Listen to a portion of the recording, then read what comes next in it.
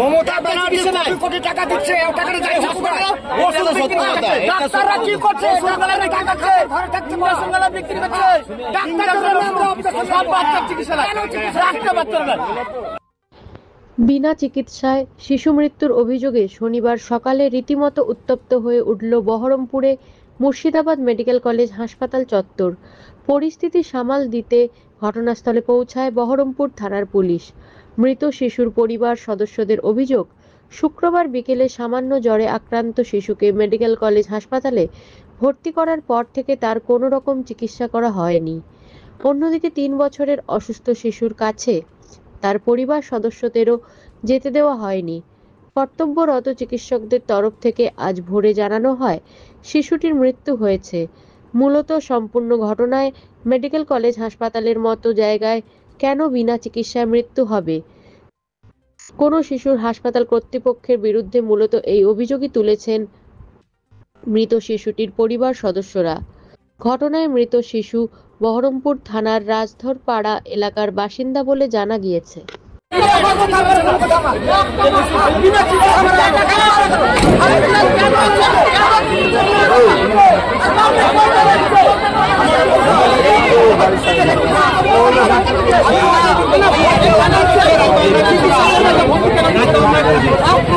চিকিৎসা হচ্ছে না, হসপিটাল চিকিৎসা হচ্ছে, একটা বাচ্চা এসে হসপিটাল চিকিৎসা নাই, বাচ্চা থেকে একটা 3 বছরের বাচ্চাকে সুস্থ অবস্থা। হ্যাঁ, আমি রামপুরপাড়া অঞ্চলের মেম্বার, আমার নাম সাইফুল মোল্লা। একটা বাচ্চার চিকিৎসা হচ্ছে না, আবার ভালো বাচ্চাকে জ্বর হয়েছে, শুধু আর কিছু হয়নি, বাচ্চাকে মেরে দিল। ডাক্তার থেকে ব্যাঘাতটা করছে, তাও ডাক্তাররা কেন দিচ্ছে? মমতা মেঘলা ওষুধ দেয়, ধাক্কা মেরে ফেলে দিচ্ছে, ধাক্কা মেরে ফেলে দিচ্ছে। কথা বলে আমি নিয়ে নিচ্ছি। মুখ্যমন্ত্রীকে পারলে আপনাদের কাছে আমি বলাচ্ছি যে এইটা মেডিকেল কলেজ হাসপাতাল না লিখে গ্রামীণ হাসপাতাল লেখা উচিত। এখানকার ডাকাত হচ্ছে আপনার আয়ারা, এখানকার ডাকাত হচ্ছে গাডরা, এদের অত্যাচার এত খারাপ। আমার বাবার 79 বছর বয়স, ডাক্তার দেখে বললো যে আপনার কিডনি মানে সমস্ত খারাপ, হার্ট খারাপ, মাথা খারাপ সব। তারপরে ভর্তি করার পরে কোনো ডাক্তার নেই, কিচ্ছু নেই। তারপরের দিন ডাক্তার গেল, বলে রিপোর্ট কই? বললো রিপোর্ট কই? আমরা তো কিছুই তো করা হয়নি। তারপরে আবার বললো ঠিক আছে লিখে দিচ্ছি। তারপরের দিন আবার বললো রিপোর্ট কই? একজন এসে বলে এটা রিপোর্ট কোথায়? বললো যে আমাদের একটু ল্যাবের টেকনিক্যাল গন্ডগোলের জন্য কিছু দেওয়া সম্ভব হয়নি, আপনাদের ওটা আসবে, সময় লাগবে। তারপর এত বড় মুমূর্ষু রোগী, অথচ আমার বাবাকে ছুটি দিয়েছে। বললো শনিবারে আসবেন, আউটডোরে দেখাবেন, ওখান থেকে ডায়ালিসিসটা করে নিতে হবে।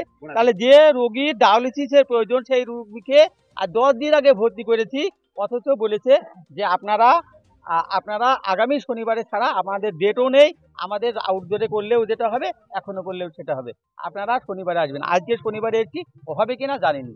এত দৌড়াতো, টাকা চাওয়া, আয়াদের চেতানি, রোগীরা তো হার্টের রোগী যারা তারা তো মারা যাবে আয়াদের চেতানিতে।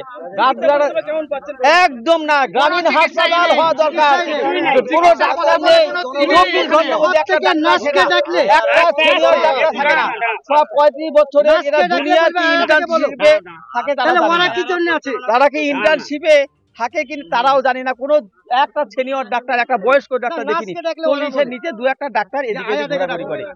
আর নার্সকে, আমার নাম রফিকুল, আমি একজন নার্সকে জিজ্ঞাসা করলাম যে অক্সিজেনটার মেশিনটা খারাপ, আপনি চলে যান 5 নম্বর ওয়ার্ডে। 5 নম্বর ওয়ার্ডে চলে যান, 5 নম্বর ওয়ার্ডকে কেউ বলেনি। তারপর আবার এসে বললাম আমাকে বিরক্ত করা যায়, এটা আমার ডিউটি না।